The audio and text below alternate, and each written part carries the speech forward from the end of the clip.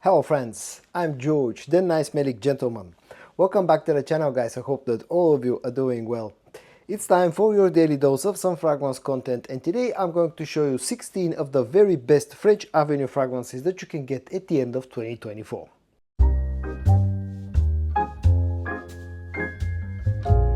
I've created this short series of videos where I present you what in my opinion are some of the best fragrances from each major Middle Eastern fragrance brand that you can get at the end of 2024, just to celebrate the end of the year and the journey throughout the year that I've had.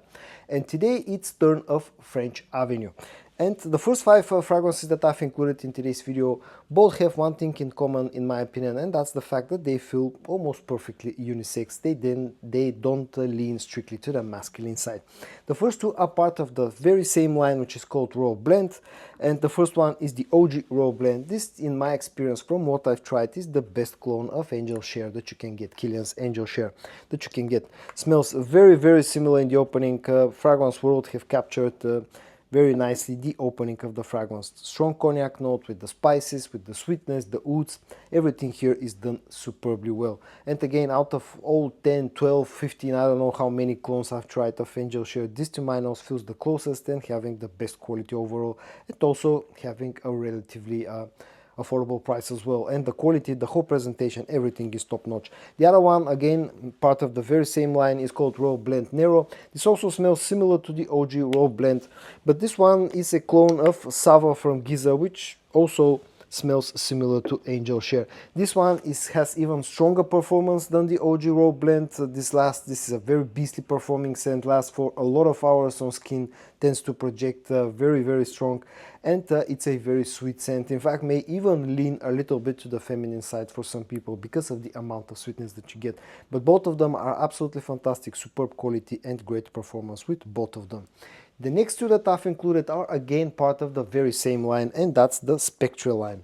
The first one is called Spectra Ghost, and this one is a clone of Nishane Ani, and it's a great clone of Nishane Ani, and in fact the more this sits on my shelf, the better it gets. It's been about half a year since I got this bottle, and again, the longer it sits, just gets better and better and closer to Ani. It's a strong vanilla based fragrance just like Ani, with some oats, with some spices, and a nice citrusy touch up top, giving it a little bit of a freshness in the opening. Quality is great, performance is great. The bottle design may look a little bit tacky. In fact, when I first saw pictures of the bottle design of the Spectra line, I wasn't really a huge fan, but once I got them in hand, they actually feel very nice, very high quality, and the bottles look really unique. The second member of the Spectra line that I've included in today's video is Spectra Rate. This one is a clone of Kilian's Black Phantom, and it's yet another great clone fragrance from French Avenue. This one may seem a little bit leaning to the masculine side because it's a little bit darker, but very similar to the original fragrance. You get the strong rum note, you get the spices, the woods, the sweetness, the chocolatey sweetness, the strong coffee note. Very similar to Black Phantom. Offers very good performance. Total longevity is on par between the two, both Spectra Ghost and Spectra Rate, but Spectra Rate is actually a little bit better when it comes to projection, and again, both of them are really nice, and I like them both. And the fifth sort of a unisex offering or fragrance that I've included in today's video is part of the Francique line, and this one is called Francique 63.55. This one is a clone of BDK's Gris Charnel.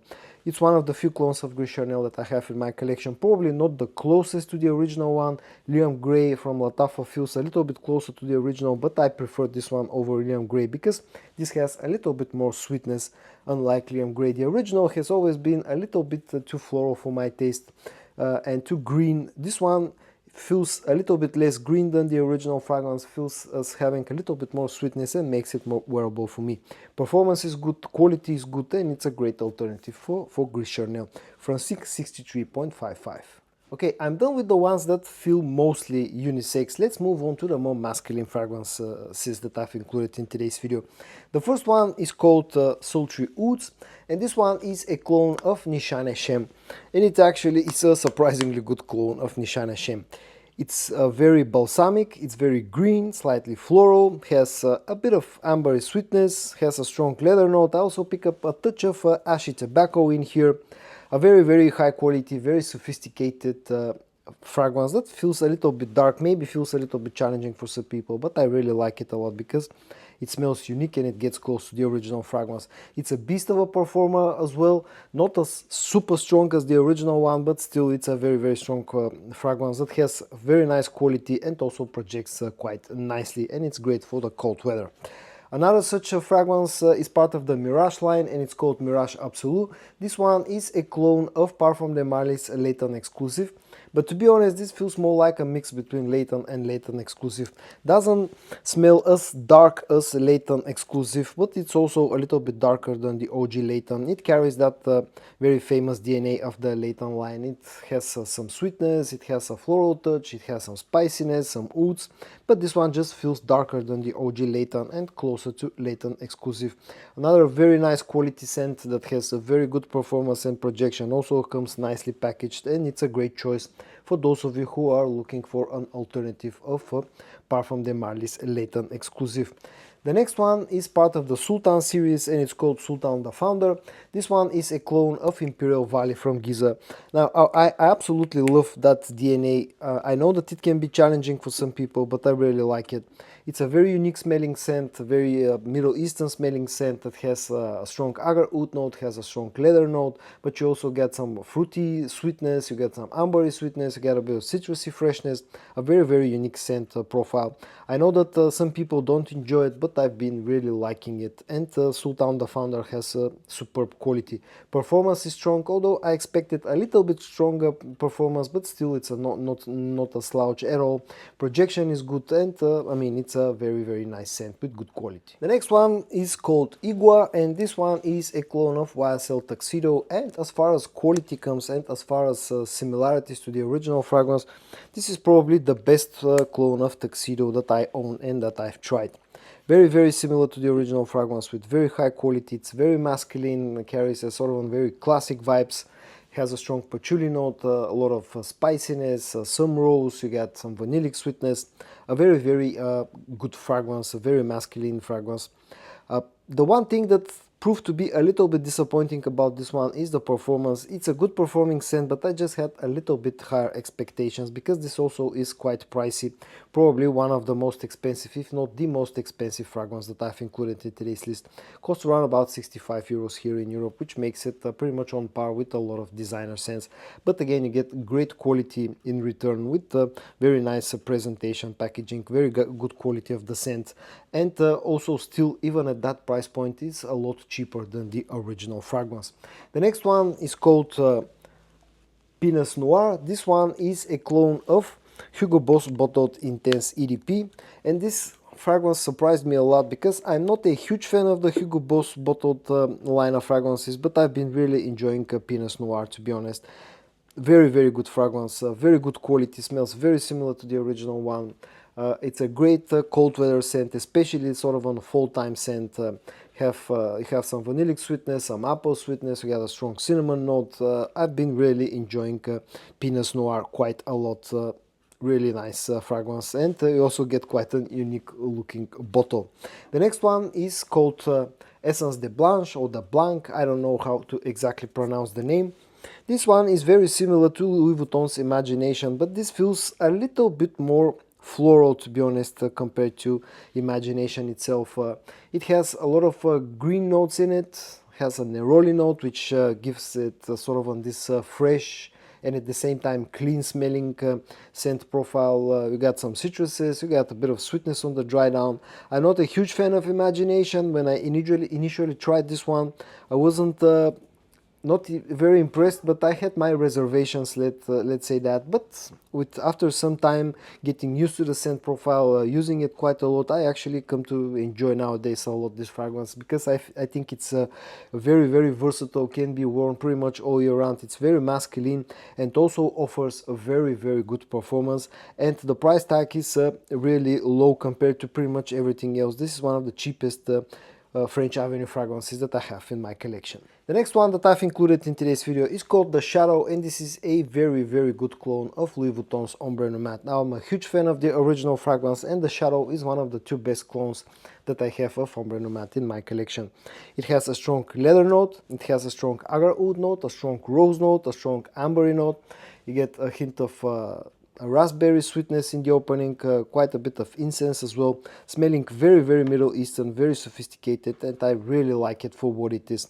Superb quality, very strong performance and projection, not on par with the original, but still a great, great performing scent in my opinion. The next one that I've included is called Lumiere Garçon, and this is yet another great fragrance from French Avenue. This one is a superb clone of Dolce & Gabbana, the one Luminous Night, the best clone of Luminous Night that you can get. It's very different than the OG Dolce & Gabbana, the one. This one having more of a Middle Eastern touch. You get a strong date note in this one that adds quite a bit of sweetness. You get some green touch. You also get a bit of incense. It's a very, very nice smelling scent that's very likable, very easy to wear, works great in cold weather. It's a great date night scent, offers very, very good quality, and also offers a very good performance, and really I've been enjoying a lot Lumiere Garçon. The next one is called After Effect, and this one is a great clone of Initio's Side Effect, probably the best clone of Side Effect that I've tried so far in my fragrance journey. Again, smelling very similar to the original one, offering very strong performance, pretty much on par with the original fragrance, very strong projection, very high quality, a very interesting scent profile that is unisex but leans to the masculine side. You get a strong boozy note, you get a hint of tobacco, you get some sweetness, a lot of spices. Very, very nice, very dark fragrance that's great for cold weather, and I'm a huge fan of After Effect. And the last two fragrances that I've included in today's video are Azure Oud or Azure Oud and Liquid Broom.